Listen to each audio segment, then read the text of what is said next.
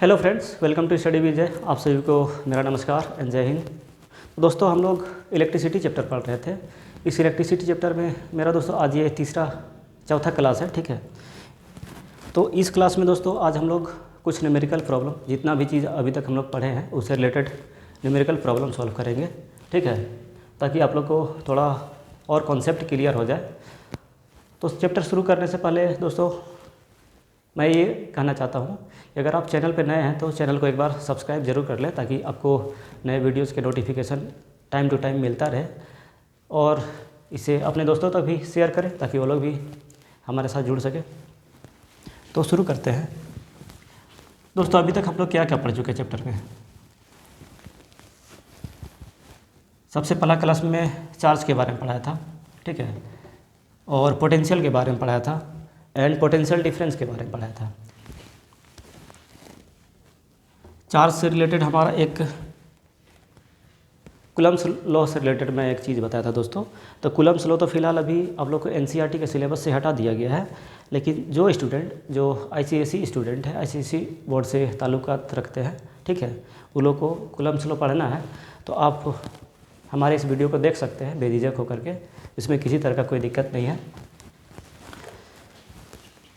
Charge हो गया, potential हो गया, एंड नेक्स्ट में बताया था potential difference. V equal to W divide by Q, work done per unit charge. किसी भी यूनिट पॉजिटिव चार्ज को एक पॉइंट से दूसरे पॉइंट पे ले जाने के लिए जो वर्क करना पड़ता है, ठीक है दोस्तों। यहाँ पर जो वर्क का जो ऐसा यूनिट होता है वो जूल होता है, और ये जो चार्ज होता है उसका ऐसा यूनिट क्या होता है, कूलम होता है, ठीक है। और ये जो दोस्तों जूल पर कूलम जो चीज़ है इसको हम लोग बोलते हैं वोल्ट, ठीक है। अगर इंडिविजुअली दोनों का अगर ऐसा यूनिट लिया जाए तो वर्क का क्या होता है ऐसा यूनिट जूल, और चार्ज का ऐसा यूनिट क्या होता है, कूलम होता है। लेकिन सिंपली अगर मैं बोलूँ दोस्तों कि वोल्ट का ऐसा यूनिट, पोटेंशियल डिफरेंस का ऐसा यूनिट क्या होता है, वोल्ट होता है, ठीक है। आप जूल पर कूलम भी लिख सकते हैं, इसमें कोई एतराज़ नहीं है, ठीक है। जूल पर कूलम के रूप में भी आंसर लिख सकते हैं, इसमें कोई दिक्कत नहीं है। लेकिन जनरली जो बुक में रहता है दोस्तों वो वोल्ट ही रहता है। सपोज़ कि हमें 10 जूल का वर्क करना पड़ा किसी भी 2 कूलम के चार्ज को एक पॉइंट से दूसरे पॉइंट पे ले जाने में। इस पॉइंट से इस पॉइंट तक ले जाने में हमें कितना कूलम का चार्ज को ले जाना है, 2 कूलम के चार्ज को ले जाना है, ठीक है। तो कितना वर्क करना पड़ रहा है मुझे, 10 जूल का वर्क करना पड़ रहा है, ठीक है। तो ये जो आंसर आएगा दोस्तों ये कितना आएगा, 5 आएगा। और 5 जो आंसर आएगा किस में आएगा, वोल्ट में आएगा, ठीक है। तो पोटेंशियल डिफरेंस कितना हो जाएगा, हम लोग बोलेंगे कि 5 वोल्ट। ये दोनों के बीच का पोटेंशियल डिफरेंस कितना है, 5 वोल्ट है। क्यों, क्योंकि मुझे कितना 2 कूलम को ले जाने में कितना वर्क करना पड़ रहा है, 10 जूल का वर्क करना पड़ रहा है। यानी 1 कूलम को ले जाने में कितना वर्क करना पड़ेगा, 5 जूल का वर्क करना पड़ेगा। यानी पोटेंशियल डिफरेंस कितना है, 5 वोल्ट का है, ठीक है। तो ये बात क्लियर है, 5 वोल्ट का पोटेंशियल डिफरेंस है। तो ये बात क्लियर है कि मैं पोटेंशियल डिफरेंस को डिनोट भी V से कर रहा हूँ, और इसका जो ऐसा यूनिट है V है, 5 वोल्ट का पोटेंशियल डिफरेंस बोलेंगे, ठीक है। और इससे आगे मैं एक पढ़ा था करंट के बारे में। Current equal to Q divide by T।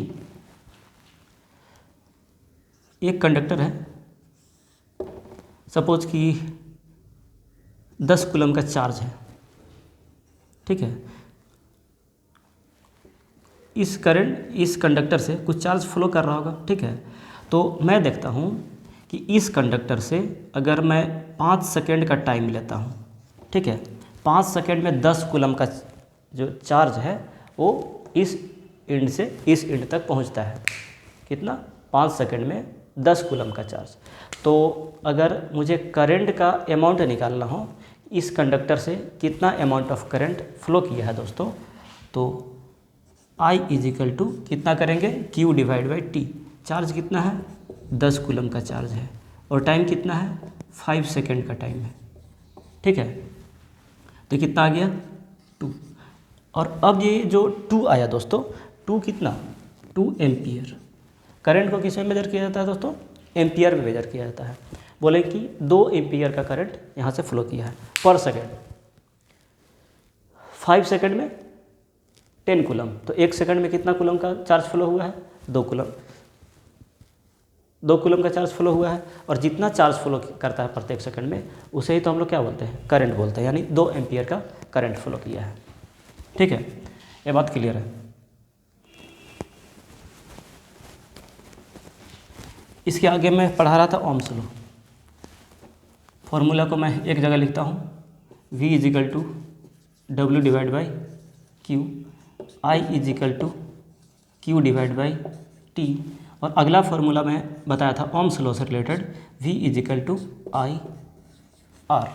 ठीक है, जिसमें से कोई भी 2 क्वांटिटी दिया हुआ हो तो तीसरा क्वांटिटी हम लोग निकाल सकते हैं। अगर R दिया हो, R और I दिया हुआ तो हम लोग V निकाल सकते हैं, V और I दिया हुआ हो तो R निकाल सकते हैं। ठीक है, इस तरह से कोई 2 क्वांटिटी अगर दिया हुआ हो तो तीसरा क्वांटिटी निकाला जा सकता है। जिसमें मैं बोल रहा था कि ये जो R है दोस्तों, इसको रेजिस्टेंस बोलते हैं। और ये जो रेजिस्टेंस है इसका जो मेजरमेंट होता है दोस्तों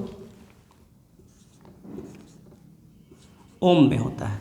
इसको क्या बोलते हैं? ओम बोलते हैं, OHM।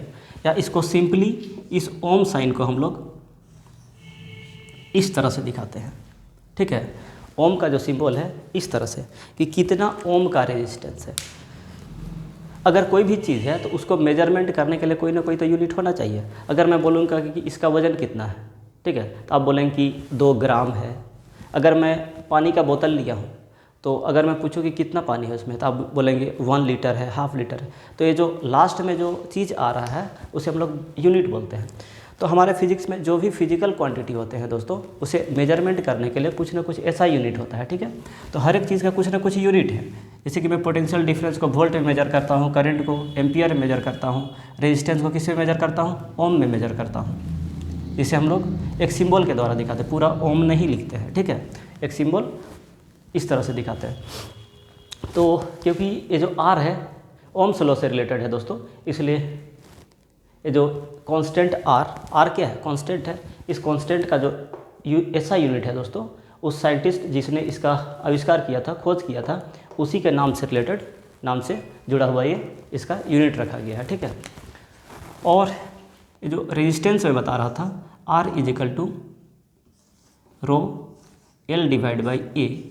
ठीक है, इसको हम लोग, ये जो रो सिंबल है दोस्तों, इसको रेजिस्टिविटी बोलते हैं।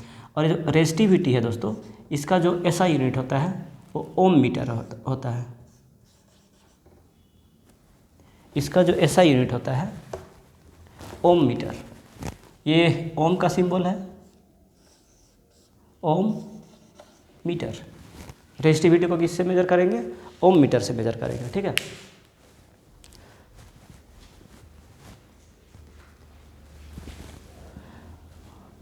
यहाँ तक बात क्लियर है।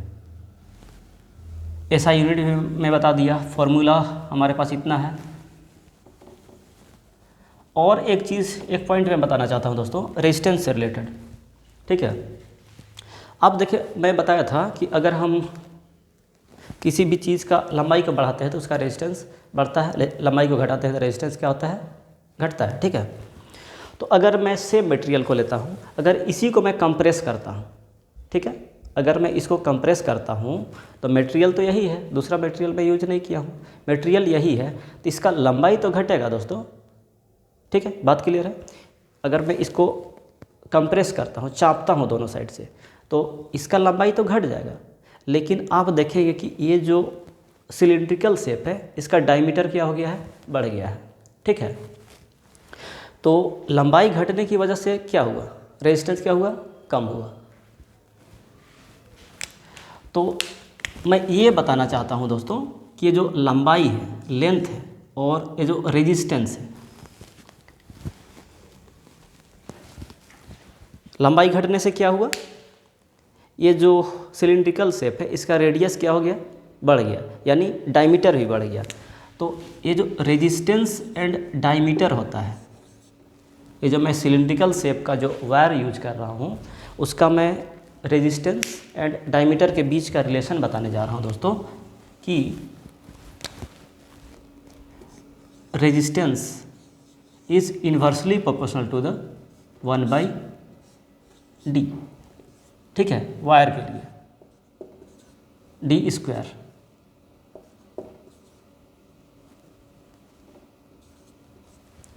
Resistance is inversely proportional to the square of the diameter. इसका बोलने का मतलब क्या है कि अगर किसी भी चीज़ के डायमीटर को अगर मैं बढ़ा देता हूँ, डबल कर देता हूँ, ठीक है, अगर किसी भी चीज़ का डायमीटर सपोज़ कि पहले कितना था, डी था, अब मैं उसका डायमीटर कितना करता हूँ, 2d कर देता हूँ। पहले इसका रेजिस्टेंस कितना होगा, डायमीटर डी था तो रेजिस्टेंस कितना था, r था। लेकिन जब इसके डायमीटर को जब मैं 2d कर देता हूँ तो रेजिस्टेंस कितना हो जाएगा, डायमीटर बढ़ाने से रेजिस्टेंस क्या होगा, घटेगा, ठीक है। तो रेजिस्टेंस किस रेट से घटेगा, ये देखने वाली बात है।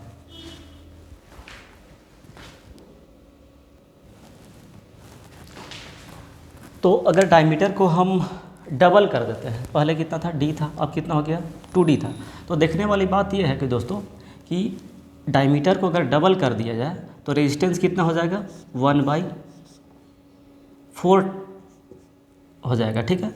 पहले जितना भी था उसका कितना हो जाएगा, 1/4 हो जाएगा, क्योंकि स्क्वायर के इन्वर्सली प्रोपोर्शनल होता है। 2 टाइम्स है, इसलिए 2 का स्क्वायर कितना हो जाएगा, 4 हो जाएगा। वही दोस्तों अगर मैं इस डायमीटर को अगर 3 टाइम्स कर देता हूँ, डायमीटर को 2 था अब 6 हो गया, ठीक है, तो रेजिस्टेंस पहले जितना भी था दोस्तों उसका कितना हो जाएगा, r डिवाइड बाई कितना हो जाएगा, 9 हो जाएगा। पहले रेजिस्टेंस का वैल्यू जितना भी था उसका कितना हो जाएगा, r डिवाइड बाई 9। ये कितना है एक्चुअल में, 2 का स्क्वायर, और ये कितना है, 3 का स्क्वायर। तो किस रेट से दोनों में चेंजिंग आता है इसके बारे में बता रहा हूँ कि अगर डायमीटर को डबल कर दिया जाए तो रेजिस्टेंस कितना हो जाएगा, 1/2 square of the initial resistance. अगर डायमीटर को 3 टाइम्स अगर बढ़ा दिया जाए तो रेजिस्टेंस कितना हो जाएगा दोस्तों, 1/3 square of the initial resistance. तो अगर एक को बढ़ाया जाता है तो डायमीटर को अगर बढ़ाते हैं तो रेजिस्टेंस क्या होता है, घटता है, लेकिन किस रेट से घटता है इसके बारे में यहाँ से बताया। लेकिन दोस्तों ये तो मैं डायमीटर को बढ़ाया हूँ, अगर मैं डायमीटर को हाफ कर देता हूँ, 1/2 ऑफ द डायमीटर, ठीक है। अब मैं क्या कर रहा हूँ, डायमीटर को आधा कर रहा हूँ, तो रेजिस्टेंस क्या होगा, अगर डायमीटर को घटाया जाए तो रेजिस्टेंस जाहिर सी बात है बढ़ना चाहिए। पहले तो मैं डायमीटर को बढ़ा रहा था इसलिए रेजिस्टेंस क्या हो रहा था, घट रहा था, लेकिन अब मैं डायमीटर को क्या कर रहा हूँ दोस्तों, घटा रहा हूँ, तो रेजिस्टेंस क्या हो जाएगा, बढ़ेगा। लेकिन अब किस रेट से बढ़ेगा, बस वही 2 स्क्वायर कर दीजिए, तो स्क्वायर वाले रेट से बढ़ेगा, 2 square of the initial resistance. तो इस चीज़ को आप लोग नोट डाउन कर लें कि किस तरह से डायमीटर, किसी भी वायर का जो डायमीटर है उसमें और रेजिस्टेंस में रिलेशन होता है, इसका आप लोग नोट डाउन कर लें, ठीक है। ये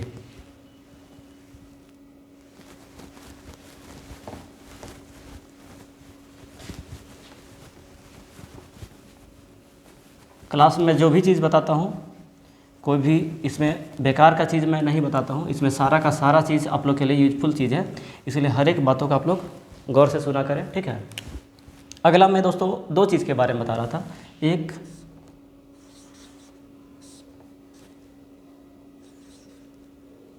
बड़ा फिगर बना दिए, छोटा करता हूँ।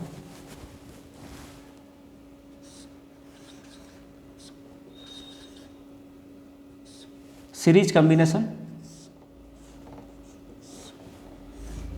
एंड दूसरा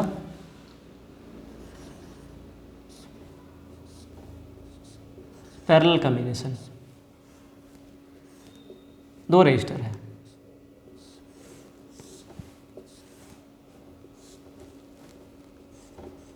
ठीक है। 6 वोल्ट, सपोज़ कि मैं इसको भी 6 वोल्ट ही रखता हूँ। ये इसका रेजिस्टेंस 2 ओम, रेजिस्टेंस को ओम में मेजर करते हैं। इसका भी रेजिस्टेंस सपोज़ कि 2 ओम, कुछ भी हो सकता है, 2, 4, 6। यहाँ पर भी मैं सेम वैल्यू लेता हूँ, 2 ओम का, ये भी 2 ओम का। अब देखने वाली बात ये है दोस्तों कि यहाँ से कोई करंट जाता है I, ठीक है। ये जो करंट है ये दोनों से होके गुजरता है, ये करंट दोनों रेजिस्टर से होकर गुजरता है, ठीक है। और इसका जो इक्विवेलेंट रेजिस्टेंस मैं कल लिया था दोस्तों, उस इक्विवेलेंट रेजिस्टेंस को फाइंड करने के क्रम में मैं ये बताया था कि दोनों का जो पोटेंशियल होता है, दोनों को अगर जोड़ दिया जाए, दोनों का जो पोटेंशियल डिफरेंस वो किसके बराबर आता है, 6 के बराबर आता है, ठीक है।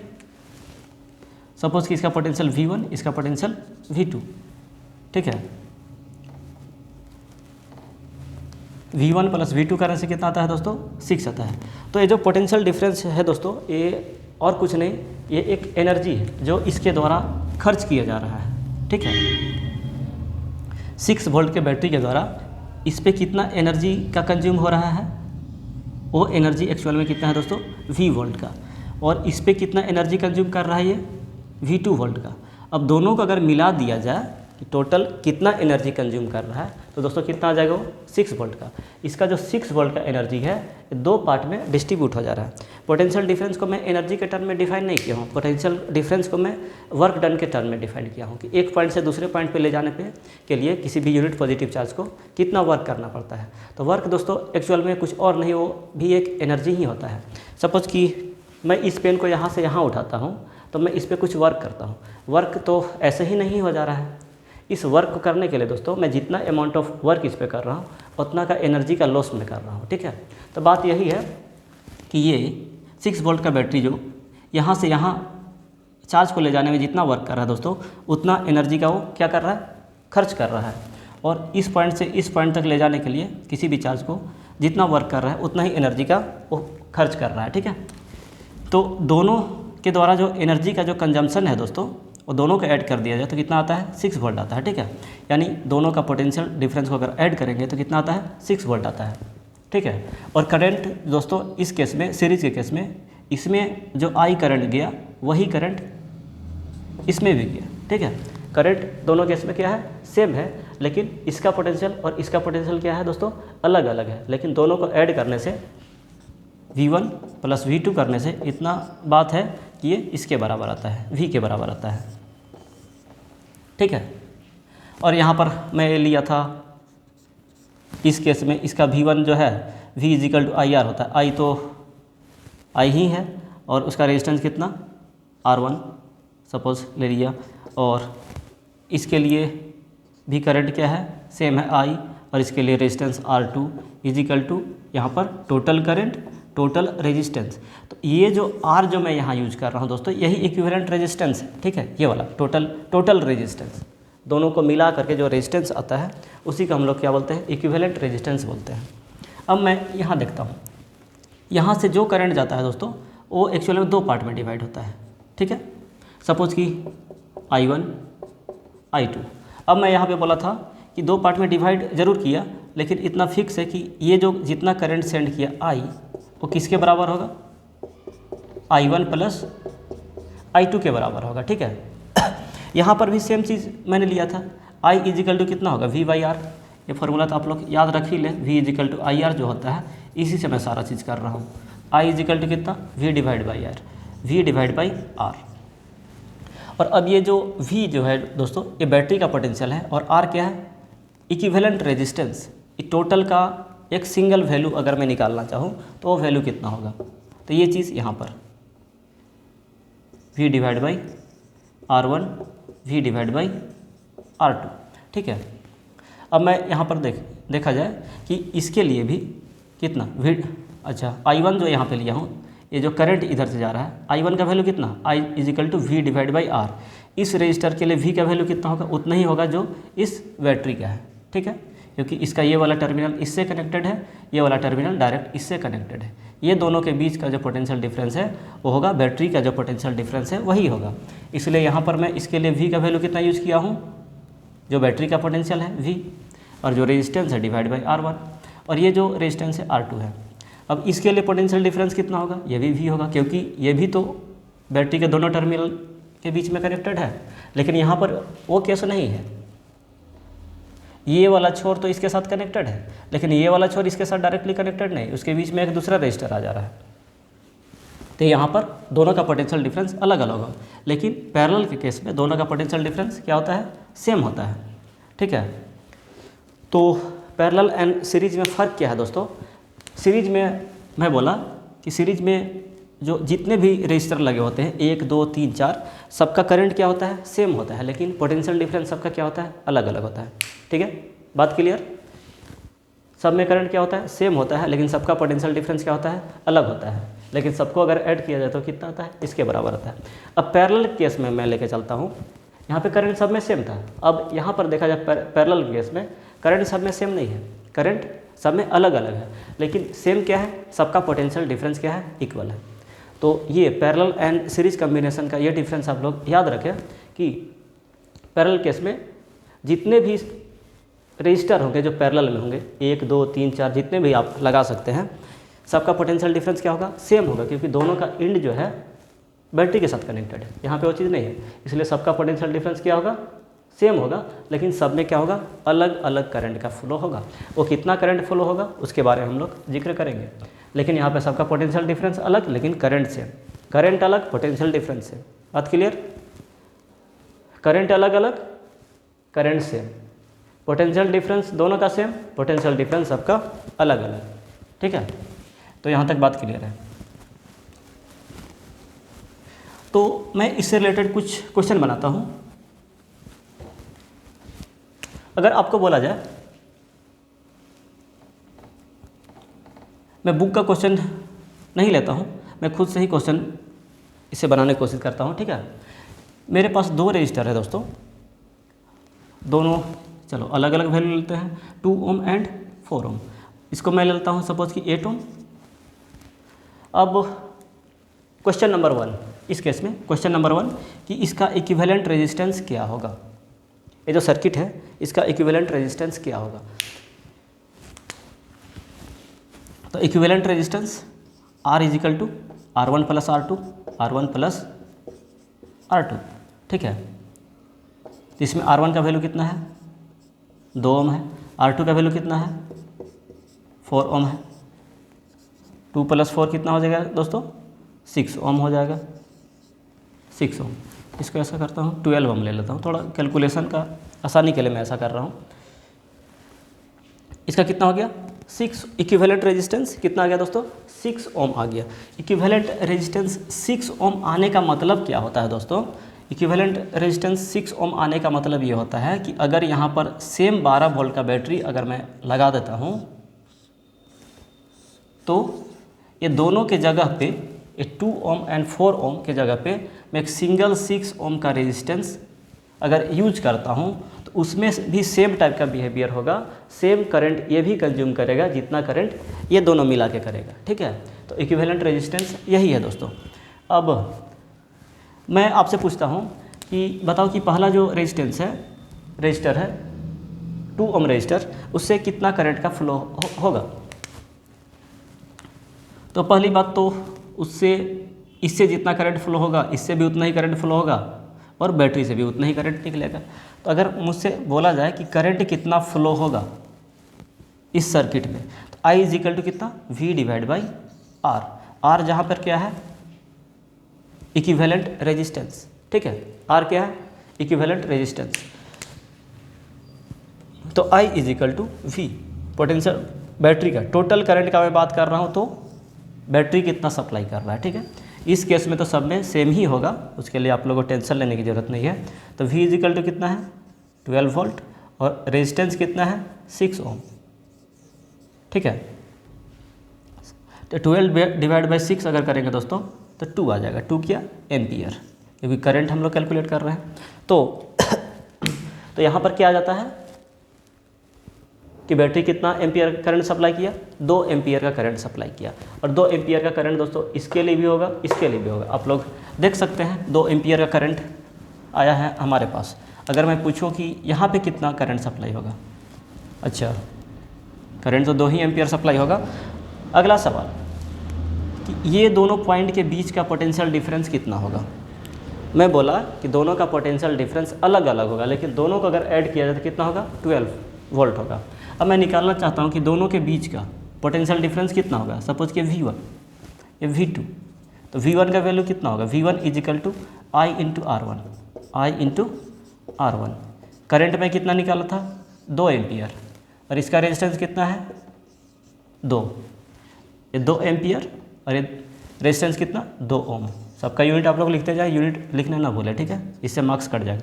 2 × 2 कितना हो जाएगा 4, और इसका यूनिट एम्पियर और इसका ओम। एम्पियर और ओम लिखना कोई ज़रूरी नहीं है, सिंपली आप लोग लिख सकते हैं वोल्ट, ठीक है। तो इसका पोटेंशियल डिफरेंस कितना हो गया दोस्तों 4 वोल्ट।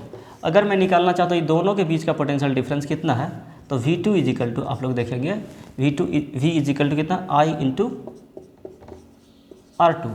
करंट कितना, सब में कितना 2 एम्पियर का करंट, R2 कितना 4, तो कितना हो गया 8 वोल्ट। अब देखने वाली बात यह है कि दोनों का अगर ऐड करेंगे आप लोग तो कितना आता है 12 वोल्ट के ही बराबर आता है। तो जो मैं पहले जो जिक्र कर रहा था कि दोनों में इसका जितना एनर्जी है दोनों में डिस्ट्रीब्यूट हो गया, दोनों को अपना इक्वल एनर्जी को डिस्ट्रीब्यूट कर दिया है, और दोनों को अगर ऐड करेंगे तो कितना इसी के बराबर आएगा। तो यहाँ तक बात क्लियर है।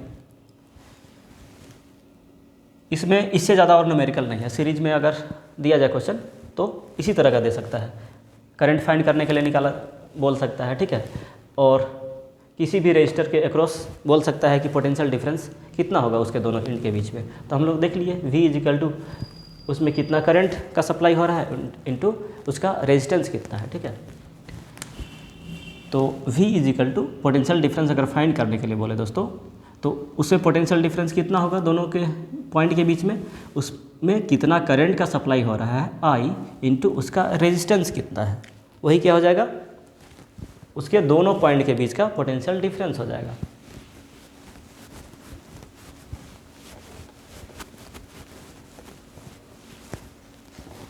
अब मैं एक पैरेलल कॉम्बिनेशन में लेता हूँ।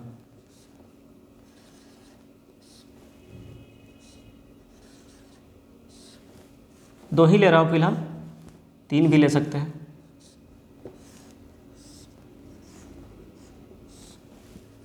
ये हमारे पास बैटरी है, सपोज़ कि 12 वोल्ट का है, इसको भी मैं 2 ही ओम, कैलकुलेशन के लिए छोटा छोटा ही रजिस्टर रखते हैं 4 ओम, ठीक है। अब पहला क्वेश्चन कि इक्विवेलेंट रेजिस्टेंस कितना होगा। अब कोई ज़रूरी नहीं है कि आपको इक्विवेलेंट रेजिस्टेंस ही फाइंड करने के लिए बोले, ठीक है। क्वेश्चन में आपको बोल सकता है कि find the current supplied by the battery, ठीक है, बैटरी के द्वारा कितना करंट सप्लाई हो रहा है, सिंपली ये भी क्वेश्चन पूछ सकता है, ठीक है। तो लेकिन बात वही है कि करंट कितना सप्लाई हो रहा है, इसके लिए आपको इक्विवेलेंट रेजिस्टेंस फाइंड करना ही पड़ेगा, क्योंकि V इजिकल टू IR हमारे पास फार्मूला होता है। अगर I निकालना है तो V डिवाइड बाई R, ठीक है। जिसे V तो पता है बैटरी का, लेकिन टोटल इक्विवेलेंट रेजिस्टेंस जो ये जो फार्मूला है इक्विवेलेंट रेजिस्टेंस, वो चीज़ हम लोग को नहीं पता है, इसलिए हमें क्या निकालना पड़ेगा दोस्तों, ये इसका एक सिंगल वैल्यू कितना होगा, चाहे जितना भी रजिस्टर लगा हुआ हो। अगर मुझे पूछा जाए कि बैटरी कितना करंट सप्लाई करेगा, तो सर्किट में जितना भी रजिस्टर है सबका एक सिंगल इक्विवेलेंट रेजिस्टेंस निकालना पड़ेगा, ठीक है, तभी मैं ये फार्मूला लगा पाऊंगा I equal to V divide by total resistance. तो ये निकलेगा कि टोटल करंट कितना सप्लाई हुआ है, total potential difference divide by total resistance. तो हमें फाइंड होगा कि टोटल करंट बैटरी के द्वारा कितना सप्लाई हुआ है, ठीक है। तो चलिए क्वेश्चन हमारा यही है कि बैटरी कितना करंट सप्लाई करेगा, ठीक है, बैटरी के द्वारा करंट सप्लाई कितना होगा। तो इसके लिए जाहिर सी बात है मुझे क्या निकालना पड़ेगा, पोटेंशियल, इसका इक्विवेलेंट रेजिस्टेंस निकालना पड़ेगा। तो हमारे पास फॉर्मूला है 1 divide by R equal to 1 divide by R1 plus 1 divide by R2। 1 divide by R equal to 1 divide by R1 means 2 ohm, 1 divide by R2, दूसरा रेजिस्टेंस कितना है 4 ओम है। तो 1 divide by R equal to LCM कितना हो जाएगा दोस्तों 4 होगा, ठीक है। तो ये कितना हो जाएगा 3 डिवाइड बाई 4। तो 1 divide by R equal to कितना आता है 3 डिवाइड बाई 4, यानी R का वैल्यू कितना आ जाएगा R equal to 4 divide by 3 ohm, ठीक है। 1 डिवाइड बाई आर का वैल्यू इतना, तो आर का वैल्यू जो हम लोग कैलकुलेट करेंगे तो इस वैल्यू को हम लोग पलट देंगे, ठीक है। तो 4 डिवाइड बाई 3 ओम, इसे आप पॉइंट के रूप में भी निकाल सकते हैं, तो मैं इसे पॉइंट के रूप में नहीं निकाल रहा हूँ। तो ये रहा हमारा इक्विवेलेंट रेजिस्टेंस, ठीक है। इस इक्विवेलेंट रेजिस्टेंस का मतलब ये है दोस्तों,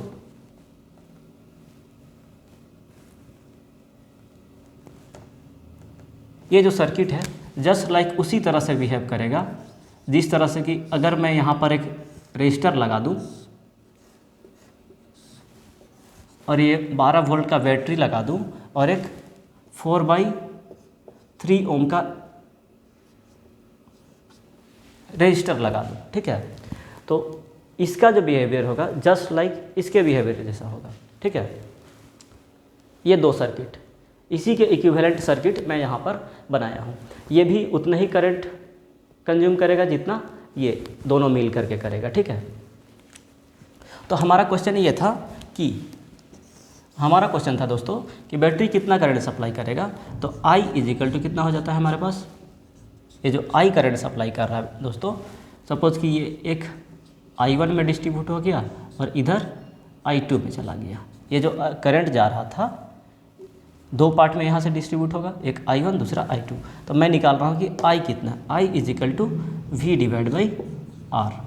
V हमारे पास कितना है 12 डिवाइड बाई R कितना है 4 डिवाइड बाई 3, जिसमें 3 तो ऊपर चला जाएगा, 12 इंटू 3 डिवाइड बाई 4, यानी 9 एम्पियर का करंट सप्लाई हो रहा है। यहाँ से कितना करंट सप्लाई हो रहा है 9 एम्पियर का करंट सप्लाई हो रहा है, ठीक है।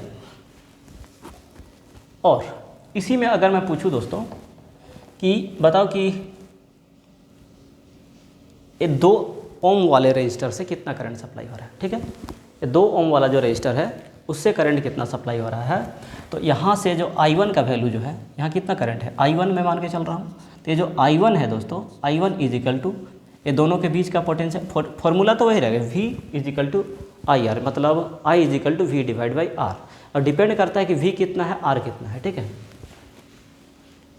यहाँ से जो I1 मैं निकाल रहा हूँ I equal to V divide by R, तो इसके लिए V का वैल्यू कितना है, V का वैल्यू तो 12 वोल्ट ही है, पैरेलल कम्बिनेशन है। पैरेलल कम्बिनेशन के केस में दोनों का सेम पोटेंशियल, और वो पोटेंशियल कितना होता है, बैटरी का जो पोटेंशियल है वही होता है।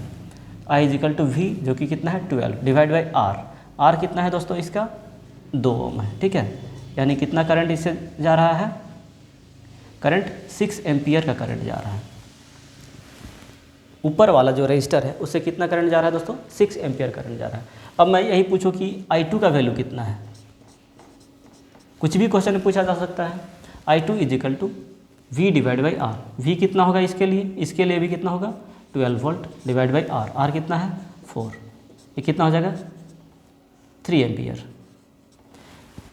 अब देखने वाली बात है कि I1 प्लस I2 को आप करेंगे 6 एम्पियर प्लस 3 एम्पियर, तो कितना आ जाएगा I के बराबर आ जाएगा, ठीक है। तो जितना 9 ओम का जो करंट 9 एम्पियर का जो करंट गया था दोस्तों, एक में 6 एम्पियर गया था, एक में कितना 3 एम्पियर, ठीक है। जिसका रेजिस्टेंस कम है उसमें ज़्यादा करंट, जिसका रेजिस्टेंस ज़्यादा है उसमें कम करंट फ्लो हुआ था। तो ये बात यहाँ तक क्लियर है। अब इसमें और मेरे हिसाब से और क्वेश्चन नहीं बनेगा, ठीक है। ये मैं सिंप्लीफाइड फॉर्म लिया हूँ 2 ही का, 2 से 3 ले सकता है, 4 ले सकता है, लेकिन कैलकुलेशन तो यही रहेगा।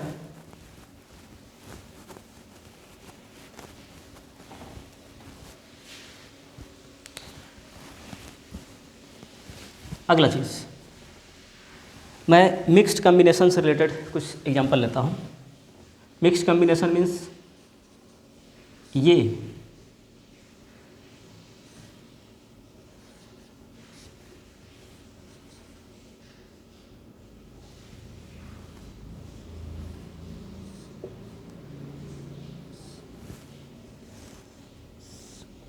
से मैं 12 वोल्ट का ही बैटरी लेता हूँ।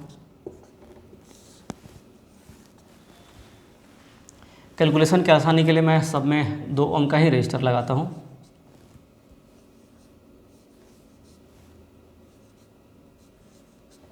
ठीक है। अब देखने वाली बात यह है कि ये जो चीज़ है ये जो रजिस्टर है इसका कितना रेजिस्टेंस है, 2 ओम, सबका 2 ओम है। और ये जो चीज़ है यहाँ पर क्या है, पैरेलल में है, और ये जो पैरेलल वाला जो चीज़ है इसके साथ क्या है, सीरीज में कनेक्टेड है। तो इसे ही बोलते हैं दोस्तों मिक्स्ड कम्बिनेशन। अब मुझे बोला जाए इस केस में कि बैटरी के द्वारा कितना करंट का सप्लाई हुआ, सपोज कि आई करंट का सप्लाई हुआ है। अब ये आई करंट दोस्तों इससे तो होकर के जाएगा, इससे आई करंट का फ्लो होगा, लेकिन यहाँ पर करंट बढ़ जाएगा I1 एंड I2। अच्छा ठीक है, मैं इसको चेंज कर देता हूँ क्योंकि दोनों का रेजिस्टेंस सेम है, इसलिए दोनों में सेम करंट फ्लो करेगा, इसलिए मैं इसको 4 ओम ले लेता हूँ ताकि करंट दोनों में अलग अलग जाएगा। सेम रेजिस्टेंस होने से क्या करंट दोनों में इक्वल जाएगा। हर एक केस में ऐसा नहीं होता है, मैं यहाँ पे बता रहा हूँ, ठीक है। आप लोग हर एक कनेक्शन में ऐसा ना सोचें कि अगर 2-2 ओम का है तो सब में इक्वल अमाउंट ऑफ करंट जाएगा, ऐसा ज़रूरी नहीं है। ये भी चीज़ आप लोगों को हायर क्लासेस में पढ़ना है, वो कनेक्शन पे डिपेंड करता है। वो यहाँ पर दोनों का जो स्ट्रक्चर है थोड़ा सिमेट्रिकल है, इसलिए दोनों में सेम अमाउंट ऑफ करंट जाएगा। तो दोस्तों इससे कितना करंट का सप्लाई होगा, तो करंट सप्लाई के लिए मैं सबसे पहले बोला I = हमारे पास जो होता है, अगर मुझे टोटल V पता हो और टोटल R पता हो, ठीक है। टोटल V मतलब battery divide by total R मतलब इसका R, टोटल का रेजिस्टेंस, इक्विवेलेंट रेजिस्टेंस कितना है वो अगर हमको पता हो तो ये हम लोग निकाल सकते हैं कि बैटरी के द्वारा कितना करंट का सप्लाई हुआ है, ठीक है।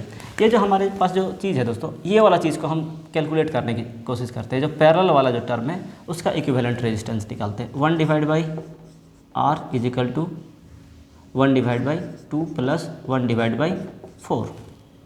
1 डिवाइड बाई R = एलसीएम कितना आ जाएगा 8। मैं ये भूल गया कि कितना उसका आया था पिछली बार, 4 डिवाइड बाई 3 या 3 डिवाइड बाई 4 हो जाएगा 2 प्लस 1, 3 डिवाइड बाई 4, यानी ये जो R आ गया दोस्तों 4 डिवाइड बाई 3। तो इक्विवेलेंट रेजिस्टेंस इसका कितना आया दोस्तों 4 डिवाइड बाई 3। अब इससे मैं एक इक्विवेलेंट एक सर्किट बना सकता हूँ। ये जो चीज़ है ये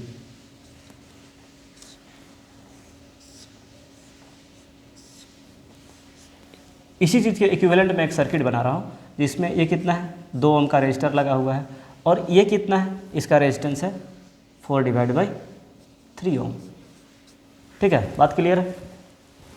इसी सर्किट में को मैं दोबारा रीड्रॉ किया यहाँ पर, इसमें एक कितना है 2 ओम, और उसके साथ सीरीज में लगा हुआ है कितना ओम का रेजिस्टर 4/3 ओम का रेजिस्टर, ठीक है।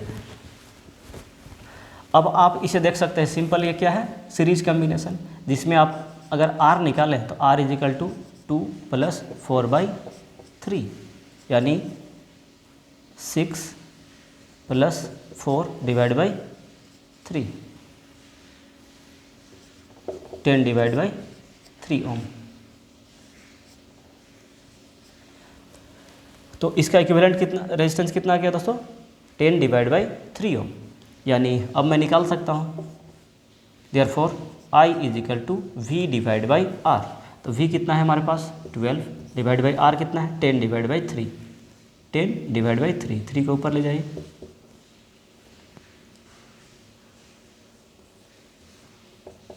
यानी 3.6 एम्पियर का करंट ये बैटरी क्या करेगा सप्लाई करेगा। I = 3.6 ampere. तो बात क्लियर है।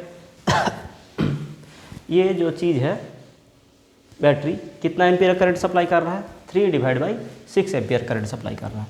ये थोड़ा पॉइंट में आ गया, ठीक है। ये मैं पिछला चीज़ को मिटाते चल रहा हूँ, मैं उम्मीद कर रहा हूँ कि आप लोग इस चीज़ को नोट डाउन करते जा रहे हो, ठीक है।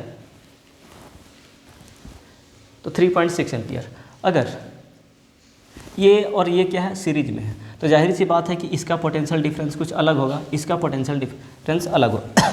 तो जो मैं इसे पीछे जो पढ़ा है उसमें बोला था कि जब पैरेलल कम्बिनेशन में होता है तो दोनों का पोटेंशियल क्या होता है सेम होता है, और सेम तो यहाँ भी होगा दोस्तों दोनों का पोटेंशियल, लेकिन वो पोटेंशियल इसके बराबर नहीं होगा, ठीक है। अब इसका पोटेंशियल और इसका पोटेंशियल दोनों सेम तो होगा क्योंकि पैरेलल कनेक्शन में है, ठीक है। लेकिन अब इसका जो पोटेंशियल है इसके बराबर नहीं होगा, ठीक है, क्योंकि ये जो 12 वोल्ट का बैटरी है वो कुछ पोटेंशियल इसको डिस्ट्रीब्यूट कर दिया है और कुछ एनर्जी इसको डिस्ट्रीब्यूट कर दिया है, ठीक है। इसका कुछ होगा और इसमें कुछ होगा और यही दोनों में अलग अलग सेम पोटेंशियल होगा, ठीक है, दोनों का पोटेंशियल सेम होगा। तो वही चीज़ मैं निकालने चाह रहा हूँ। अगर हमें पूछा जाए कि बताओ कि ये दोनों के बीच का पोटेंशियल कितना होगा, तो इसके लिए सपोज कि ये V1 पोटेंशियल होगा और यहाँ पे V2 पोटेंशियल होगा। अगर V1 V इजिकल टू कितना फार्मूला था I इंटू R, तो करंट कितना सप्लाई किया है दोस्तों, मैं फार्मूला लिख देता हूँ IR। तो करंट सप्लाई हुआ 3.6 इंटू रेजिस्टेंस कितना है 2 ओम का रेजिस्टेंस है,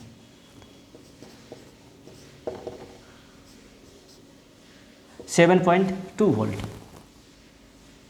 इसका पोटेंशियल डिफरेंस कितना होगा 7.2 वोल्ट।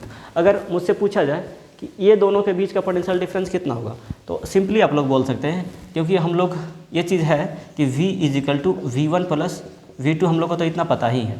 इसमें V पता है 12 और V1 अभी मैं निकाला 7.2 प्लस V2, तो यहाँ से आप V2 निकाल सकते हैं।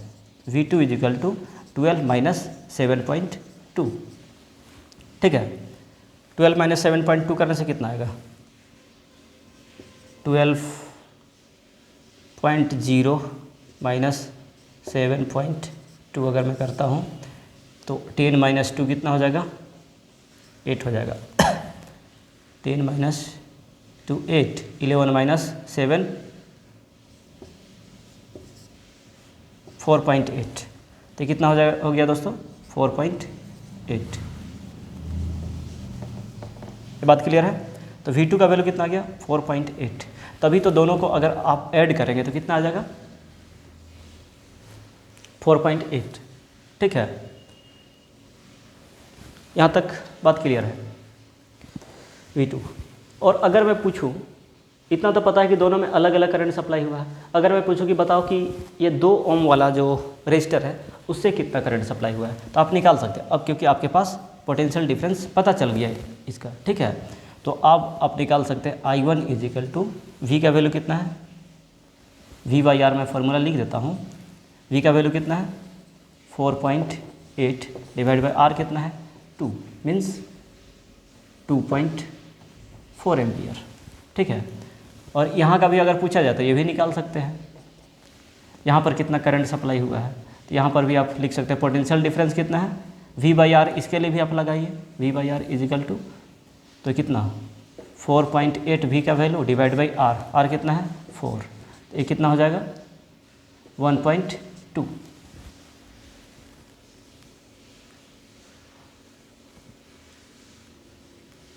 ठीक है।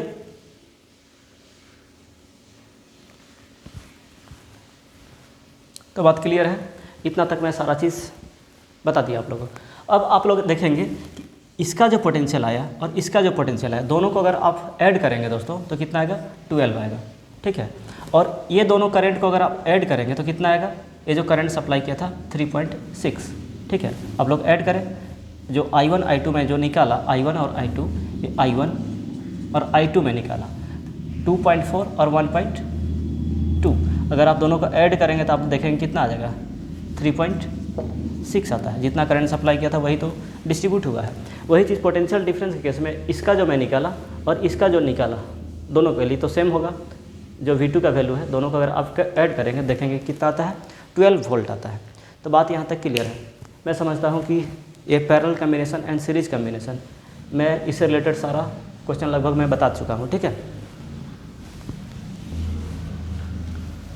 अब इसी में आपको अलग अलग तरह का क्वेश्चन पूछ सकता है, ठीक है, लेकिन क्वेश्चन इससे बाहर नहीं होगा। मैं कॉन्सेप्चुअली सारे चीज़ को बता दिया हूँ आप लोग को।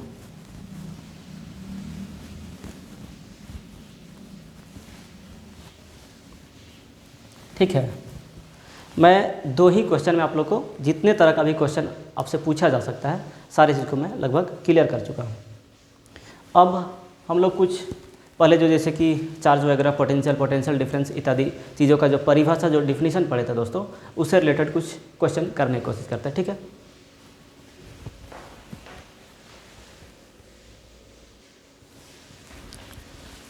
तो हमारे पास एक क्वेश्चन है दोस्तों, एक 2 कूलम का चार्ज है, ठीक है, जिसको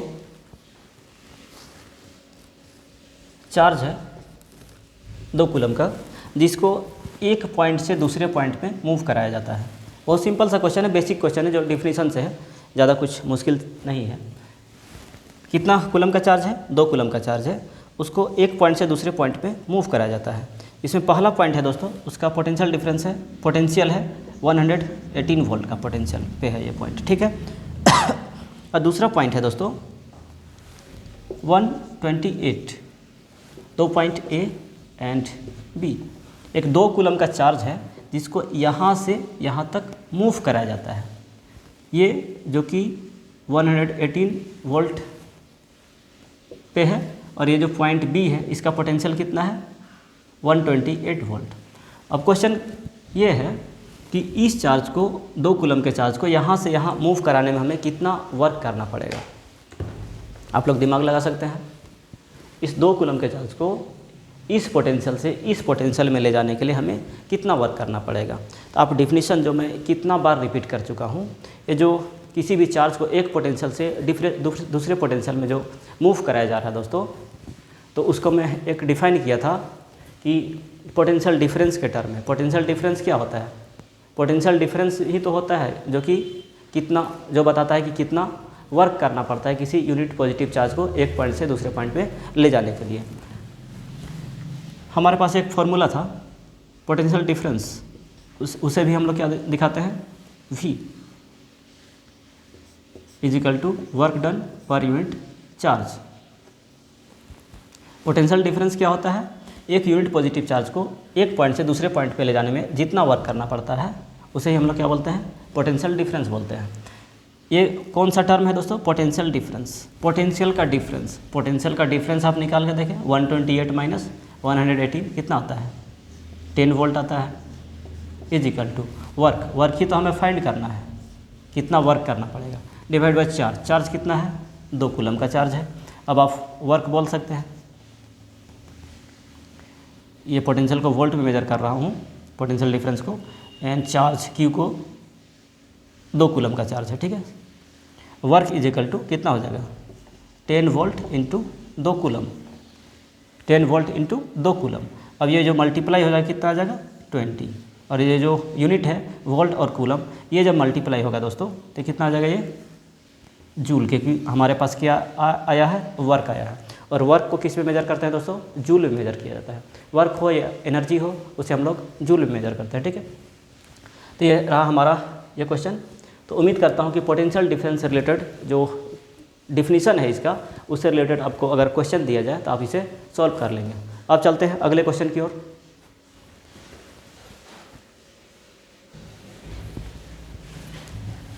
अगला जो हमारे पास क्वेश्चन है, इससे रिलेटेड मैं आप लोगों को बता चुका हूँ। क्वेश्चन है, how much energy is given to each coulomb of charge passing through a 6 volt battery.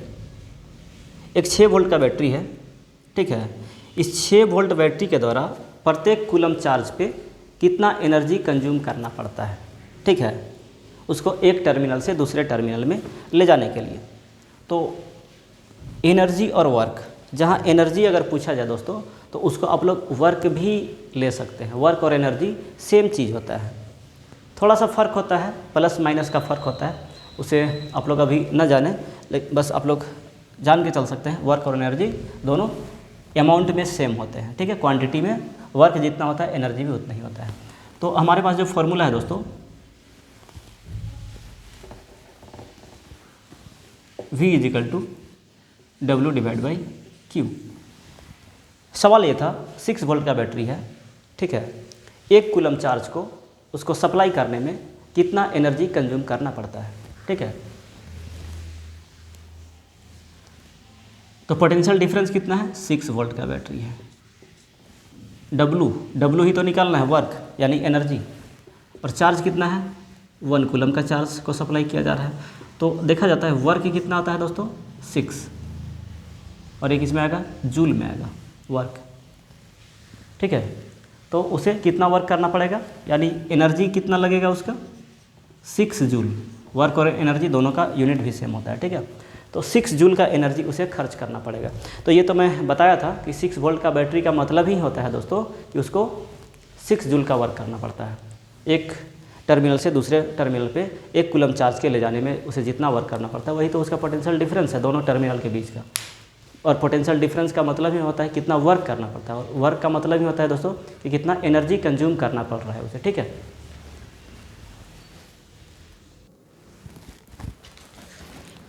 हमारे पास अगला जो क्वेश्चन है दोस्तों, अगला क्वेश्चन में ये लिखा गया है कि एक हमारे पास बल्ब है जिसमें 20 मिनट तक 0.25 एम्पियर का करंट सप्लाई हो रहा है, ठीक है। एक बल्ब है जिसमें 20 मिनट तक करंट कितना सप्लाई हो रहा है, 0.25 एम्पियर का करंट सप्लाई हो रहा है, ठीक है।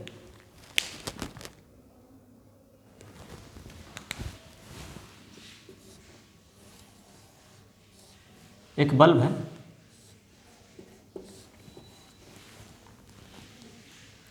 इसमें कितना करंट सप्लाई कर रहा है, 0.25 एम्पियर का करंट इस पर सप्लाई कर रहा है। कितने समय तक सप्लाई किया जा रहा है, 20 मिनट तक।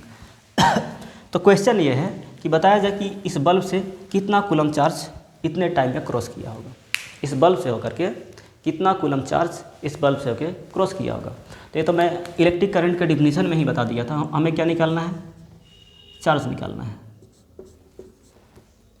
चार्ज, क्वेश्चन मार्क है चार्ज। तो टी, आई और क्यू से रिलेटेड मैं जो फॉर्मूला लिखाया था उसको आप लोग याद कर सकते हैं। इससे रिलेटेड, इस तीनों वेरिएबल से रिलेटेड, क्वांटिटी से रिलेटेड क्या फार्मूला था हमारे पास, I = Q / T, ये फार्मूला था। I हमारे पास कितना है, 0.25 एम्पियर। Q फाइंड करना है हमें, Q / टाइम कितना है, 20 मिनट।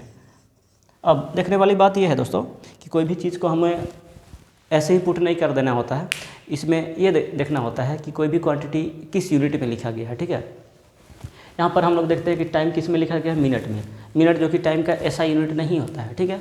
और ये जो करंट है वो एम्पियर में लिखा गया, SI यूनिट में लिखा गया है। तो हम लोग क्वेश्चन सॉल्व करते समय या तो सबको SI सिस्टम में ही कन्वर्ट करें या तो सबको CGS सिस्टम में ही कन्वर्ट करें। बेहतर ये होता है दोस्तों कि हम लोग SI सिस्टम में ही कन्वर्ट करके लिखें। तो ये जो 20 मिनट है इसको मैं सेकेंड में कन्वर्ट करता हूँ, तो इसको 60 से मल्टीप्लाई करता हूँ, ठीक है। अब Q कितना हो जाएगा, सबको मल्टीप्लाई कर दीजिए आप लोग, 0.25 × 20 × 60, इतना कूलम। इतना कैलकुलेट करने के बाद आएगा उतना कूलम का चार्ज सप्लाई हुआ है बैटरी से, ठीक है। तो आज का क्लास मैं यहीं पे रखता हूँ, ठीक है। और इसे ओम्स लॉ वगैरह से रिलेटेड मैं कल क्वेश्चन सॉल्व कराऊंगा, रेजिस्टेंस या रेजिस्टिविटी हो, अगले क्लास में क्वेश्चन सॉल्व कराऊंगा ताकि उससे रिलेटेड और भी आप लोग का जो डाउट है वो क्लियर हो जाए, ठीक है। तब तक के लिए आप लोग अपना ख्याल रखें। Thank you.